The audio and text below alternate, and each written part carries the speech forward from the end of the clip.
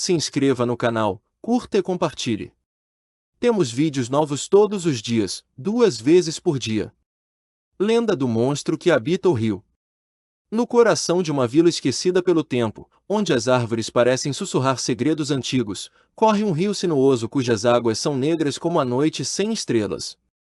Dizem que aquele que se atreve a encará-lo por muito tempo sente algo frio deslizar pela espinha, como dedos invisíveis. Os moradores evitam o local após o pôr do sol, pois sabem bem que o rio não é apenas água corrente, mas também um portal para o desconhecido. As crianças crescem ouvindo histórias sobre o monstro que habita suas profundezas, mas poucos adultos têm coragem de admitir que acreditam nisso. Ainda assim, quando a lua está cheia, o som de algo emergindo das águas ecoa pelos arredores. Há muitas décadas, antes mesmo da construção da igreja de pedra no centro da vila, um jovem pescador chamado Elias foi visto pela última vez às margens do rio.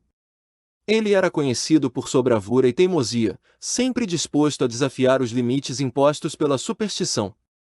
Naquela noite fatídica, ele jurou provar aos outros que o monstro era apenas uma lenda inventada para assustar os fracos. Armado com sua rede e uma lanterna enferrujada, ele caminhou até o ponto mais profundo do rio, onde a água parecia engolir a luz. Os últimos que o viram contaram que ele ria, como se zombasse de algo invisível. O primeiro sinal de que algo estava errado foi o silêncio repentino na floresta ao redor. Os grilos pararam de cantar, e o vento cessou, como se até a natureza temesse testemunhar o que estava prestes a acontecer. Então, veio o som, um rugido gutural que parecia vir de dentro da terra, reverberando nas árvores e nos ossos de quem ousava escutar. Elias gritou, mas seu grito foi abafado por algo que ninguém jamais conseguiu descrever. Quando os moradores chegaram ao local na manhã seguinte, tudo o que encontraram foi sua rede rasgada e sua lanterna apagada, jogada na lama como um brinquedo abandonado. A partir daquele dia, o rio passou a ser evitado por todos, exceto pelos mais desesperados. Diziam que o monstro havia sido despertado pela arrogância de Elias, e agora exigia sacrifícios regulares para aplacar sua fome insaciável. Pescadores relutantes começaram a desaparecer um a um, deixando para trás apenas seus barcos vazios e redes encharcadas.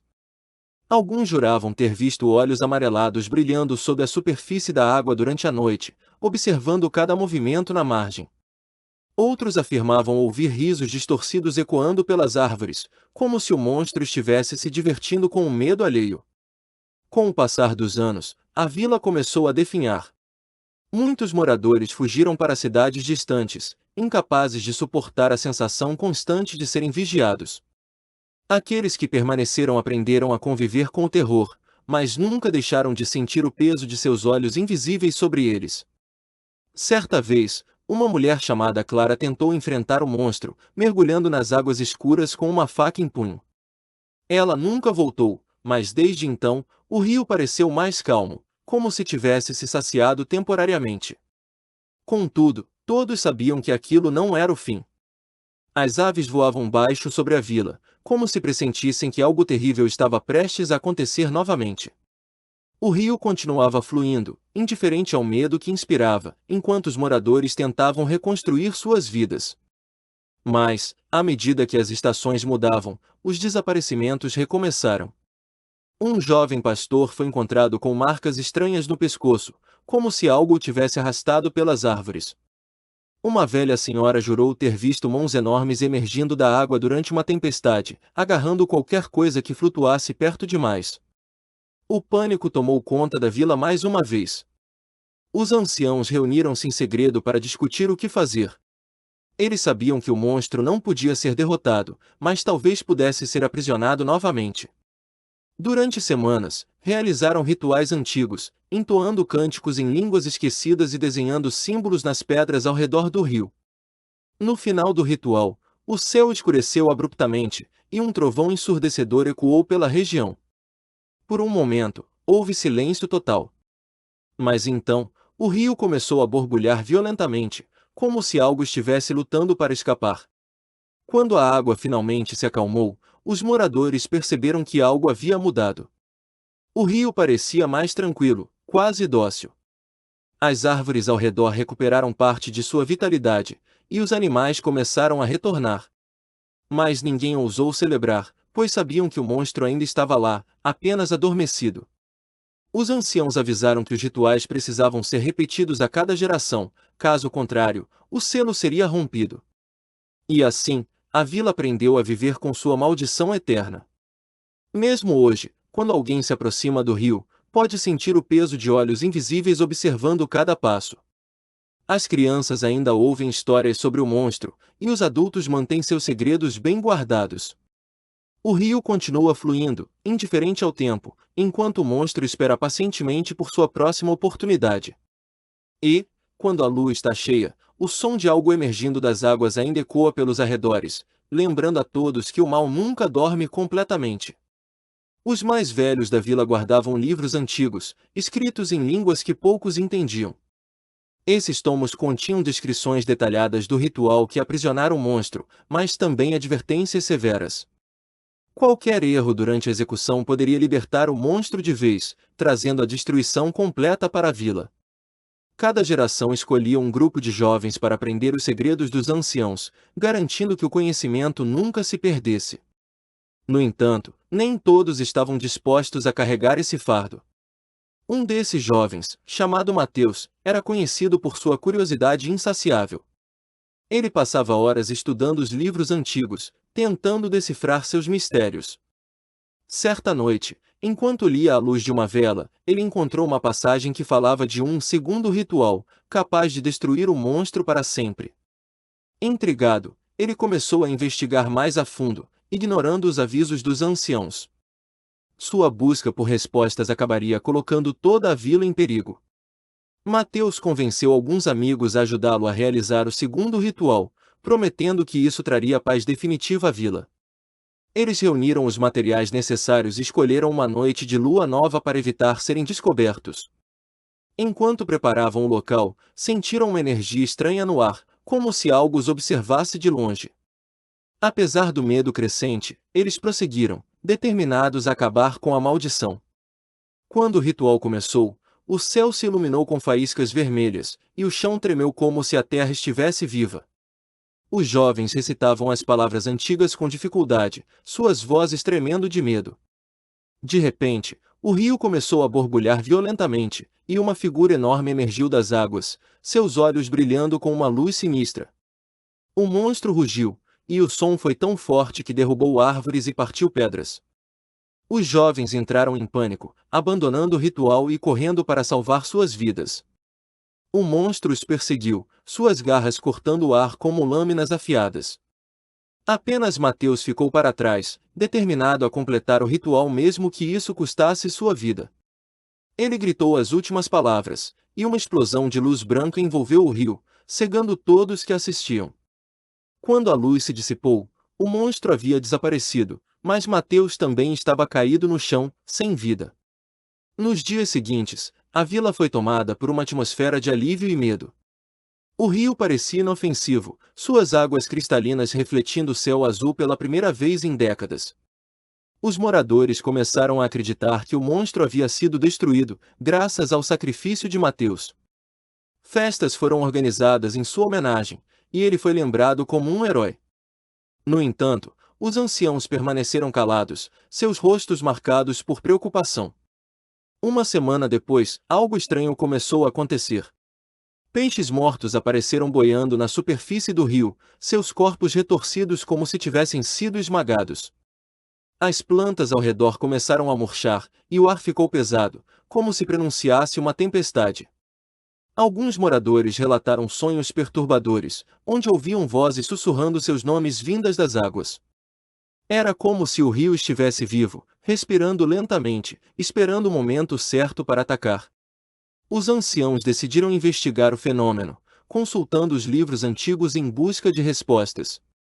Eles descobriram que o segundo ritual não havia destruído o monstro, mas sim o fragmentado em várias partes, espalhadas pelo rio. Cada fragmento continha uma parte da essência do monstro, e juntos, eles ainda tinham o poder de causar destruição. Se os fragmentos se reunissem, o monstro renasceria ainda mais forte. Um grupo de voluntários foi formado para vasculhar o rio em busca dos fragmentos. Eles usaram redes especiais e poções criadas pelos anciãos para detectar a presença do mal. No entanto, cada mergulho parecia mais perigoso que o anterior. Alguns dos voluntários voltaram com ferimentos inexplicáveis, enquanto outros simplesmente desapareceram, deixando para trás apenas seus equipamentos. Enquanto isso, os moradores começaram a notar mudanças sutis em seus comportamentos. Discussões banais transformavam-se em brigas violentas, e pequenas rivalidades cresciam até se tornarem inimizades irreconciliáveis. Era como se o próprio rio estivesse alimentando o ódio e o medo dentro de cada pessoa. Os anciãos alertaram que o monstro estava usando os fragmentos para manipular as emoções humanas, enfraquecendo a vila de dentro para fora. Uma jovem chamada Ana decidiu tomar a iniciativa. Ela era filha de um dos anciãos e tinha acesso aos livros antigos. Após dias de estudo, ela descobriu que os fragmentos só poderiam ser destruídos por alguém puro de coração, alguém que não fosse afetado pela influência do monstro. Determinada a salvar sua vila, ela se ofereceu para liderar a busca pelos fragmentos, mesmo sabendo dos riscos envolvidos. Ana e seu grupo passaram semanas vasculhando o rio, enfrentando perigos constantes. Em uma noite particularmente escura, eles encontraram o primeiro fragmento preso entre as raízes de uma árvore submersa. Quando Ana o tocou, sentiu uma dor lancinante, como se 1000 agulhas atravessassem sua pele. Mas, ao invés de sucumbir, ela concentrou toda a sua força de vontade e lançou o fragmento em uma fogueira especial preparada pelos anciãos. Com um grito agudo, o fragmento se dissolveu em cinzas. Com o primeiro fragmento destruído, Ana e seu grupo ganharam confiança, mas sabiam que ainda havia muito trabalho pela frente. Os anciãos revelaram que o fragmento mais perigoso, conhecido como o coração do monstro, estava escondido nas profundezas mais inexploradas do rio. Diziam que ele pulsava como um órgão vivo, emitindo ondas de energia que corrompiam tudo ao seu redor. Para alcançá-lo, seria necessário mergulhar além do limite seguro, enfrentando criaturas que protegiam o núcleo do mal. Ana sabia que essa missão seria diferente de todas as outras. Ela reuniu os membros mais corajosos de seu grupo e passou dias preparando-os mental e fisicamente. Eles treinaram técnicas de mergulho, aprenderam a identificar sinais de perigo e praticaram exercícios de meditação para fortalecer suas mentes contra a influência do monstro. Quando finalmente se sentiram prontos, eles partiram ao amanhecer, carregando consigo armas e poções criadas pelos anciãos. Ao chegarem ao local indicado pelos livros antigos, eles perceberam que o rio parecia diferente ali. A água era densa e viscosa, como se fosse feita de petróleo. As margens eram cobertas por plantas espinhosas que pareciam se mover sozinhas, impedindo a passagem de intrusos. Quando Ana mergulhou, sentiu como se estivesse sendo sugada para um abismo infinito. Ao seu redor, formas escuras nadavam rapidamente, observando-a com olhos brilhantes. Depois de minutos que pareceram horas, ela finalmente avistou o coração do monstro. Era uma massa pulsante, coberta por veias negras que se ramificavam como raízes. Ao se aproximar, ela sentiu uma dor excruciante em seu peito, como se algo estivesse tentando arrancar sua alma. Mas ela resistiu, lembrando-se do propósito de sua missão. Com as mãos tremendo, ela ergueu uma adaga ritualística e cravou-a no centro do coração. O grito que ecoou foi ensurdecedor, fazendo com que todos os presentes caíssem de joelhos. O rio começou a ferver, e as árvores ao redor pegaram fogo espontaneamente.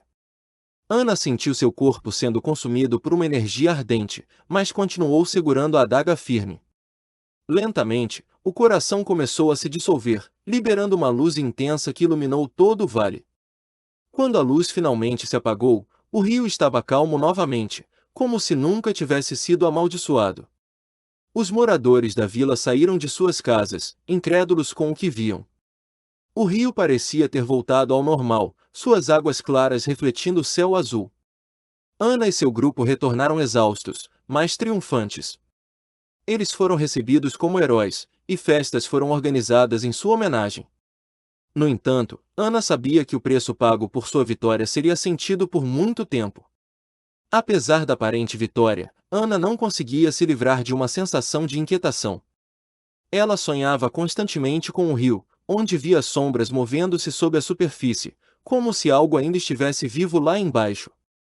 Os anciãos confirmaram suas suspeitas. Embora o coração do monstro tivesse sido destruído, pequenos vestígios de sua essência ainda permaneciam no rio, esperando o momento certo para se manifestar novamente. Os moradores da vila aprenderam a conviver com essa nova realidade. Eles passaram a monitorar o rio constantemente, realizando rituais menores para manter os vestígios sob controle. Crianças cresciam ouvindo histórias sobre Ana e seu grupo, que se tornaram lendas vivas. Mas os anciãos nunca deixaram de alertar sobre o perigo de se confiar demais na aparente paz. Anos se passaram, e Ana envelheceu, tornando-se uma líder respeitada na vila. Ela dedicou sua vida a ensinar os jovens sobre o monstro e os rituais necessários para mantê-lo sob controle. Antes de sua morte, ela deixou um último aviso: o mal nunca morre completamente. Ele apenas espera. Suas palavras foram gravadas em uma placa de pedra, colocada à beira do rio como um lembrete constante. Hoje, o rio continua fluindo, suas águas tranquilas enganando os desavisados. Os moradores sabem que, mesmo após tantos anos, o monstro ainda pode estar lá, escondido nas profundezas, esperando o momento certo para retornar. E, quando a lua está cheia, alguns juram ouvir risos distorcidos ecoando pelas árvores, como se algo estivesse se divertindo com um medo alheio.